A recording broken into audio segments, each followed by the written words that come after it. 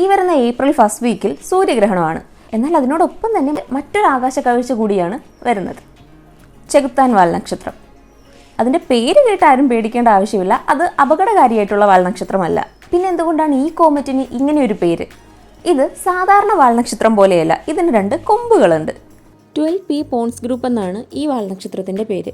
ഈ വാൽനക്ഷത്രം സൂര്യനെ ഒരു തവണ ചുറ്റി വരാൻ 71 വർഷമാണ് സമയമെടുക്കുന്നത്.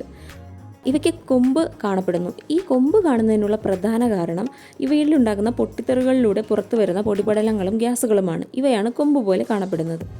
ആൻഡ് ഈ വാൽനക്ഷത്രം സാധാരണ വാൽനക്ഷത്രങ്ങളെക്കാളും 100 മടങ്ങ് അധികമാണ് പ്രകാശിക്കുന്നത്. എന്നാൽ ഇവയിലുണ്ടാകുന്ന പൊട്ടിത്തെറികളുടെ കാരണം എന്താണെന്ന് ഇതുവരെ കണ്ടുപിടിക്കാനായിട്ടില്ല. ഇവ പൊട്ടിത്തെറിച്ചതിന് ശേഷം വീണ്ടും പൂർവ്വസ്ഥിതിയിലേക്ക് മാറുന്നു.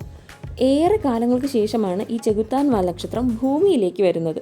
1812 ഈ വാൽനക്ഷത്രം കണ്ടെത്തിയത്. ഈ കോമറ്റ്സിന് 17 കിലോമീറ്റർ നീളമാണുള്ളത്. അതായത് എവറസ്റ്റിനേക്കാളും വലിപ്പമാണ് ഈ കോമറ്റ്സിനുള്ളത്. ആൻഡ് സൂര്യഗ്രഹണ സമയത്ത് ഈ ചെകുത്താൻ വാൽനക്ഷത്രം സൂര്യനോടും ഭൂമിയോടും അടുത്തായിരിക്കും സ്ഥിതി ചെയ്യുക.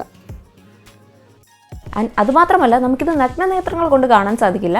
ടെലസ്കോപ്പ് യൂസ് ചെയ്താൽ മാത്രമേ അത് കാണാൻ സാധിക്കുകയുള്ളൂ. ഈ വരുന്ന ഏപ്രിൽ ഇത് മിസ്സാക്കി കഴിഞ്ഞാൽ ഇനി 71 വർഷം കാത്തിരിക്കേണ്ടി വരും ഇങ്ങനെ ഒരു പ്രതിഭാസം കാണാനായിട്ട്.